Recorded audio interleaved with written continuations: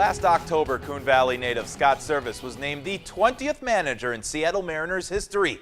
Although the Mariners finished 3 games back of a wild card playoff spot, it was a successful season for the rookie manager as Seattle finished 86-76, well surpassing the team's win total from last year. During the Mariners series last weekend in Minneapolis, I got an opportunity to sit down with Servais as we talk everything from his playing career to the Packers. I've been very fortunate, to get the opportunities that I've gotten, whether it was as a player and get to the big leagues, got a chance to play for the Cubs in the Midwest, so close to a lot of family and friends, and now get an opportunity to manage. And I think when you have an opportunity to do those things, you go for it, which I always have. I haven't, been afraid to make a mistake or screw up once in a while, which is going to happen. But you have to go for it, and hopefully along the way it's led to other players or people from the Cooley region. Just go for it, man. You have an opportunity. You can compete with anybody in the country or in the world at what you do if you really believe in it, and it's worked out well for me, and I hope it creates opportunities for other people along the way. I grew up in a town of 500 people in Coon Valley, Wisconsin. You mentioned in your introductory press conference, right out loud, Coon Valley, where you're from. Just growing up there, how has that shaped you and turned you into the manager and the person you are today? Well, I think, along the way, I've said, it doesn't matter where you come from, it only matters where you end up. And I think, using that as coming from a small town and thinking, I won't get this chance, or I've taken chances throughout my career, whether it was where I went to college or how things got into pro ball, and always thought I could compete with the best in the world, and now I'm doing the same thing in the dugout here.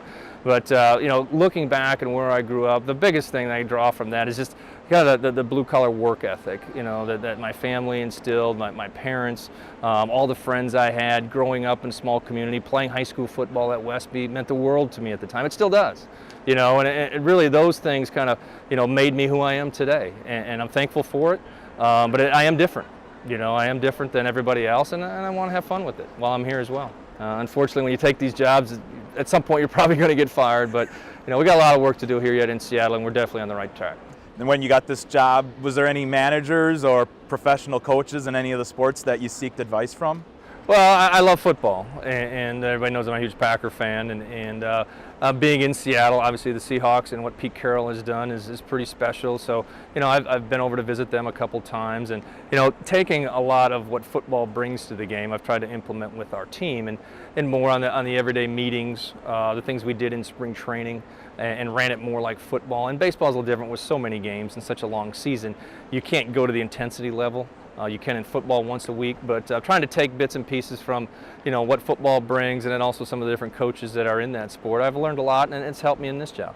Did you reach out to Coach McCarthy at all? I did not. Okay. No, I don't know Coach McCarthy. I know a few other people up with the Packers, but hopefully I'll get a chance to get up and see them here later in the season. You wear the cheesehead with pride, right? Yes, absolutely, no doubt, no doubt. Were you a Brewers fan growing up at all? Oh yeah, okay. Absolutely. Paul Molitor was probably one of my favorite players. Him and Robin Yount.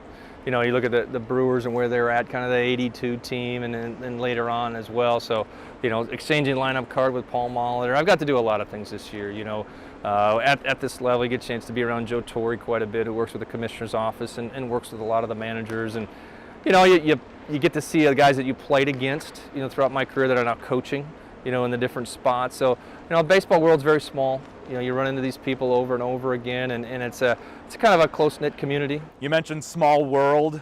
Another lacrosse connection in this Mariners organization, Andy McKay, former Loggers manager, was hired right after you took the job here. I met Andy, of course, when he was managing the Loggers. My son Tyler was playing for him, and had a good relationship. I tried to hire him right away, decided to take a job with the Rockies, and went that direction. But when the opportunity came here in Seattle, and I knew obviously Jerry DePoto very well, I knew Jerry and Andy would really hit it off well, and I thought it would be a good fit to bring him in and be involved in running our player development system. And I talk to Andy often, whether it's about minor league players, about our big league team or whatnot. He's been a great resource. Servais had plenty of family and friends from our area who made the short drive to Target Field last weekend.